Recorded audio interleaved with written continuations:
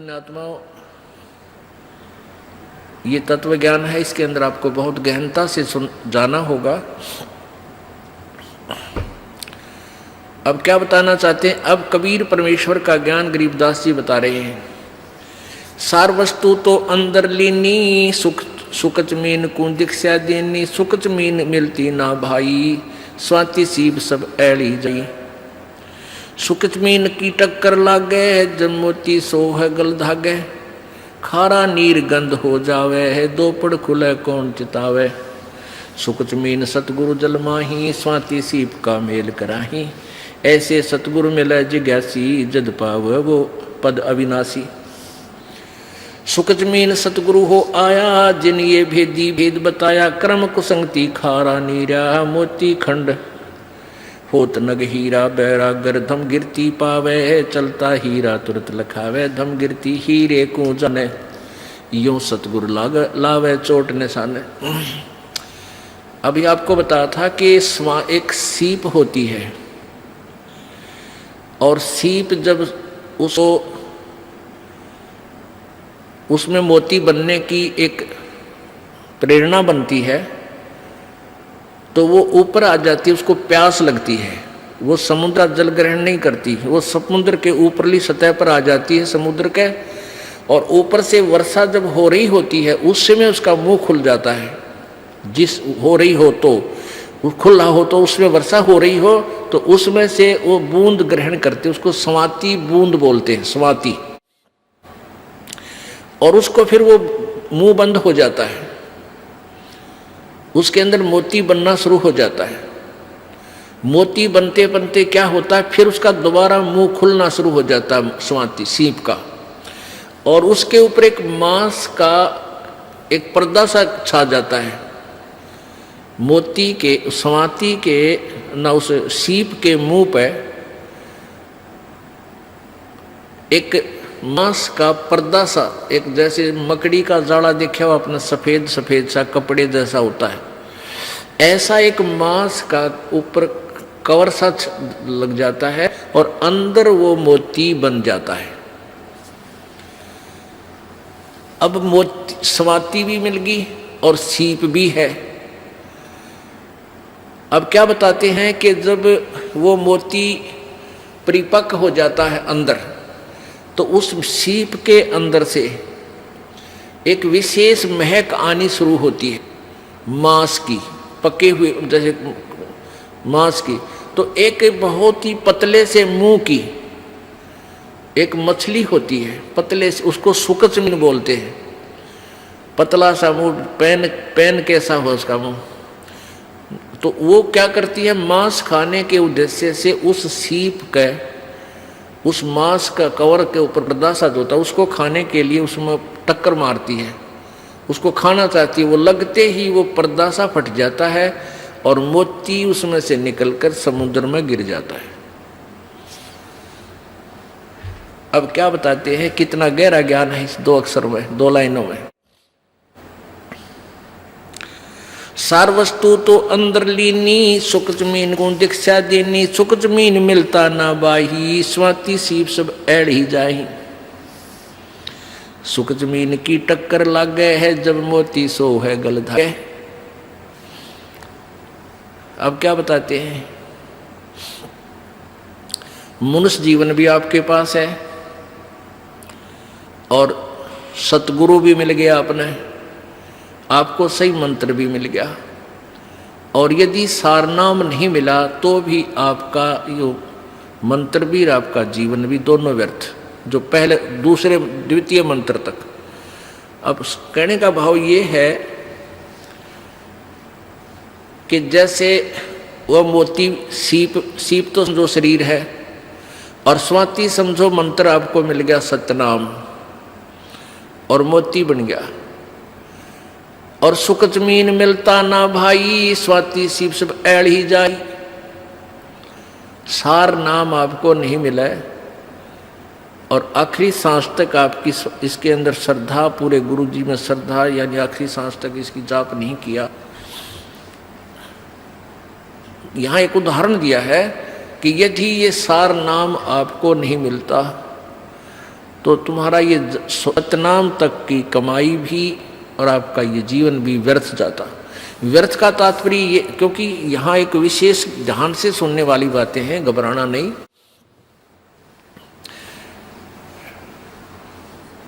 अब जैसे आपको सतनाम मिल गया और सारनाम मिला नहीं और आपकी मृत्यु होगी, पहली बात तो ये है कि परमात्मा उस प्राणी की मृत्यु नहीं होने देगा। कबीर भगवान के हाथ में पूरी कलम है। जमजो राजा से डरे मिटे कर्म के लेख, अदली अदल कबीर हैं, असल कबीर हैं ये कुल के सतगुरु एक। ये नहीं आपके जीवन नहीं जाने देंगे, पूरा काम करके और तब आपको यहाँ से फारिग करेंगे। ये इनकी समर्थता है। और जो बकवाद करते हैं, नाम भी ले रहे हैं, सही ठिकाना यानी सही श्रद्धा से नहीं है, वो जा भी सकते हैं, वो फिर परमात्मा उनको पकड़ नहीं करता। भक्ति भी करते हैं, श्रद्धा ठीक नहीं है, पूरी नहीं बन पाई है, तो मृत्यु भी हो जाएगी। तो उनको फिर वैसे तो व्यर्थ हुआ क्योंकि सारनाम मिला नहीं, लेकिन फिर भी वो ऐसा व्यर्थ नहीं होगा जैसे औरों का होता है। उन अन्य साधकों से चाहे 1000 वर्ष तक तपस्या और अन्य पूजाएं करके चले गए, उनसे भी आपका जो मंत्र की कमाई है वो असंख्य गुना घनी आपके पास है। न जाने कितने दिन स्वर्ग में रहोगे या कहीं और दूसरे लोकों में राजा बन जाओगे, तो ये व्यर्थ गया, यानी जो उद्देश्य था वो पूरा हुआ नहीं। अब ये एक उदाहरण देना चाहते हैं आपको गहराई से समझाने के लिए। जिनको ये तीनों नाम प्राप्त है वो प्राणी के लिए ये चैप्टर आज चल रहा है। सुकच मीन मिलता ना भाई, स्वाति सीब सब ऐल ही जाई।